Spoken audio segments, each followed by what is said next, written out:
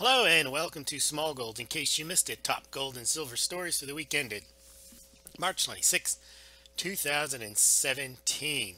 Why Obamacare repeal was shot down in flames. Today we're going to discuss the significance of the inability of the president and the Republican Party to repeal and replace Obamacare. There's plenty of analysis coming up. Now, the failure to deliver on healthcare campaign promise puts economic agenda in jeopardy. Tax reform and infrastructure stimulus bills may now be harder to pass. Raising the debt ceiling may also be harder with an emboldened Freedom Caucus and recalcitrant Democrats. And there was also the issue of Russian interference and collusion with the Trump campaign that is under investigation by the FBI, starting back in July during the 2016 election campaign. We're going to discuss the impact of all of these on the gold and silver markets and the equity markets. All right, so there were significant roadblocks placed last week in front of the Trumpflation narrative that was projected to keep the economy and especially the stock market rising. Now, you've got Fed policy moving away from monetary accommodation, but markets were somewhat satisfied that fiscal stimulus would provide any lost momentum. But then Obamacare was not repealed as had been promised. Now, why did the repeal and replace bill die despite a Republican majority, despite 7 years of actually presenting bills that had passed to the President Obama repealing Obamacare? Well, assuming that no Democrat would vote for a repeal of Obamacare didn't matter, you would think that the Republicans would be able to vote in favor of some form of repeal and replace. Now, part of it has to do with the process. Now, House Speaker Ryan did not get the buy-in first on what the replacement aspect was going to be, especially from the Freedom Caucus. Instead, they prepared the bill in committee in secret, and it was dubbed Ryan Care or Obamacare 2.0. by critics because it kept the individual mandate payable to insurance companies. It just switched paying it to government to insurance companies, kept pre-existing conditions, and really did not provide a free market solution to healthcare. And then it was presented as a take it or leave it proposition. Well, only cosmetic changes were made after they realized they didn't have the votes, and eventually they had to pull the bill because it did not satisfy Democrats. And it also didn't satisfy certain Republicans who believed that the bill was not really a repeal of Obamacare. Now, another reason is conservatives use that term. They don't act boldly. The word conservative means no changes. Think of it this way. Once a liberal program like Social Security takes hold, conservatives never never take away those programs. They're conservative. They were against them when they passed, but when they get the majority, they don't repeal them. People that repeal things are called reactionaries, and no one wants to be called a reactionary. So you get this conservative concept where basically conservatives learn to live with things that exist because they want to conserve the status quo, even if it's a status quo implemented by liberals. Another reason you have to blame Paul Ryan. House Speaker Paul Ryan seems to have no interest in handing Trump a legislative victory. And you have to blame Trump for trusting Ryan. And you have to blame Trump for not being able to make changes that would have satisfied the other Republicans in Congress who were against the bill. Another main reason it failed is Trump does not have Trumpistas. He does not have people that were elected along with him in Congress with a mandate to change things. He was elected basically on his own. Most Republicans were neutral on Trump, and many ran away from him, including Paul Ryan to a certain degree.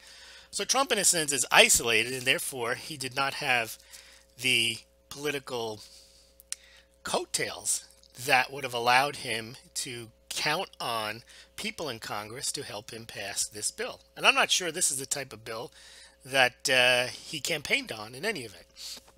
So now, has the Trumpflation narrative been deflated? I think so, because Wall Street bought into the narrative that Trump administration would keep the party going with these tax cuts and then the infrastructure spending. Now, with these legislative items less certain and the Fed raising rates, Wall Street may soon rethink that future. We may see that as soon as tomorrow in trading, or we may not. Wall Street just seems to be able to invent whatever reasons they want to keep the party going. But at some point, as most people say, the party ends. Now, a second thing that sort of derailed the Trump train was the FBI investigating Russia and part of their connection with the election in 2016 and any Trump campaign collaboration with Russians. Now, FBI Director James Comey and National Security Agency Chief Mike Rogers met with Congress last week. It was very telling.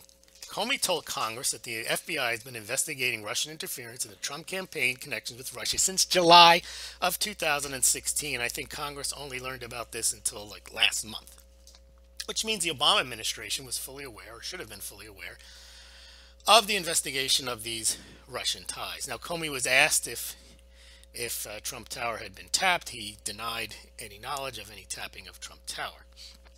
However, in order to investigate, it almost sounds incredulous, because in order to investigate Trump and his campaign and any Russian ties, the FBI or some intelligence agency would have had to have done some surveillance of Trump campaign members and of Trump possibly himself.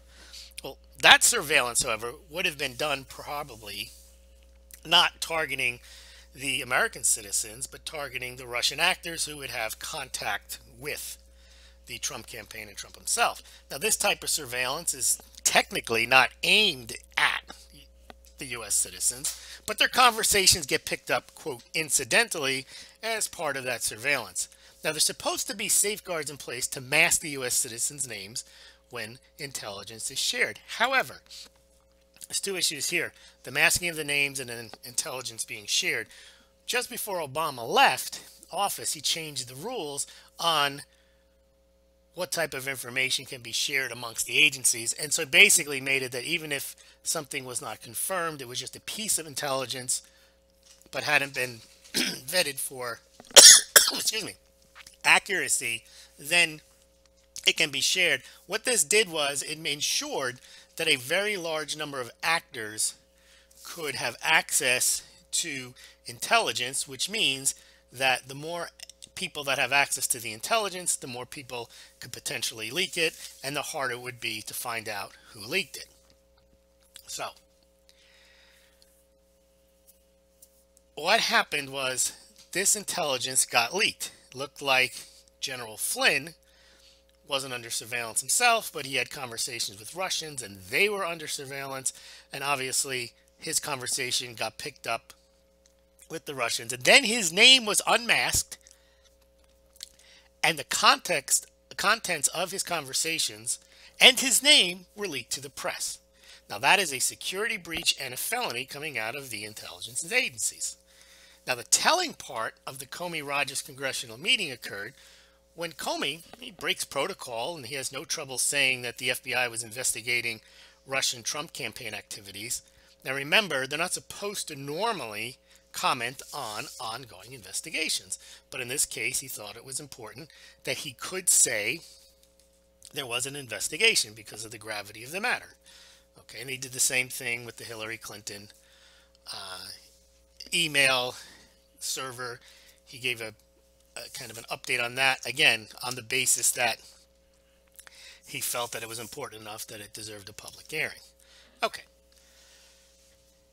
Putting aside whether you think that's a good idea or not, he's now set precedent that when the FBI director believes that something is important enough, he may make it public, even though it's an ongoing investigation. Now, in the Trump issue with the Russians, so far, no intelligence officer has stated that there's been any evidence to date produced to suggest any collusion. Fine, but there is a investigation going on. However, when Comey was asked whether they would investigate the leaks, which we do know did happen, and we do know are a felony, he refused to say that the FBI would investigate those leaks, which is quite telling because it appears that the FBI is more interested in the Russian involvement, which involves Trump, than the internal issue of the leaks. Which, the reason I raise that is to highlight that Trump will be under scrutiny, and the attention will be, if the Democrats have anything to do with it in the media, on Trump and Russians. And irrespective of whether anything is conclusive or not, this will be another cloud hanging over his head. So, having suffered this legislative defeat, then he's going to have the incessant charges of Russian involvement. That may further undermine his ability to pursue the agenda that Wall Street fell in love with. And it may even make it harder or just impossible to continue to try to push tax cuts, to the border wall, the infrastructure programs, the border tax, all that stuff may just go out the window if Republicans think it's in their best interest to oppose Trump, or in their best political philosophy, and Democrats too. So that may put Trump in a situation where he does not have the authority to push his agenda. And that's the agenda that's supposedly boosting the stock market and also keeping gold and silver down, because the idea is if you can invest in the stock market, there's no reason to invest in gold or silver. And also, if things are going along swimmingly, there's no turmoil, again, another reason not to own gold or silver. Well, Comey may decide at some point to ask, Trump may decide at some point to ask for Comey's resignation. Well, that would also perhaps undermine his authority, as it would appear to be a conflict, like he's firing the guy who's investigating himself, and would further undermine, at least for a short term, his ability to pursue this Trumpflation agenda. Now, finally, there's the raising of the debt ceiling. Now, this one's very important. The minority party in the last 20 years has always been against raising the debt ceiling. You think it's tax and spend Democrats and they're always in favor of raising the debt ceiling. Nah, not true. Not when the Republicans are in charge. As Senator, presidential candidate Obama called raising the debt ceiling irresponsible. And in 2006, he voted against raising the debt ceiling. So there's a good possibility that when the debt ceiling comes up again for a vote, well, the Republicans are in charge. They've got the votes, or at least we think they've got the votes. Well, we don't have to count on the Democrats. A lot of Democrats may vote against raising the debt ceiling. All of a sudden, they will become fiscal hawks, or they'll do it out of spite. And then you'll get a lot of Republicans who feel, based on their political philosophy, that enough is enough and we can't keep raising the debt ceiling. And you may get the Freedom Caucus also voting against raising the debt ceiling. So you take all this stuff, you put it together, and you realize that the Trumpflation narrative is probably, right now, is in serious jeopardy. And we now have a serious issue with the possibility of the debt ceiling not getting raised, which means you have a better situation for gold and silver because you have the uncertainty, and you also don't have the concept that the economy is going to be accelerating now, the stock market is going to be going higher. What you still have is you have a Fed who may change their point of view, that we need to be less accommodative, we need to raise interest rates, reduce our balance sheet. That may be all just talk, but they have taken steps in that direction, small baby steps as they may be. But that's not helpful when you don't have the counterbalancing impacts or positive impacts of stimulus through infrastructure and tax breaks. Let's get on to the gold and silver specifics of the week. Gold closed up a few bucks, up about 14, 28, 38, about $16. And silver closed up about 1% as well during the week. Gold silver ratio still remains above 70-1. This week we have a number of stories linked to the articles in the Smaulgld blog post. I'll put a link below. Chinese archaeologists discover underwater treasure. There's some nice pictures in that one. Fed chatter. They're still out there yakking. Like Charles Evans, if economy really picks up 4 rates possible, that's not going to happen. They may raise rates 4 times, but not because the economy is going to really pick up. There's nothing on the horizon that would indicate the economy is going to pick up really.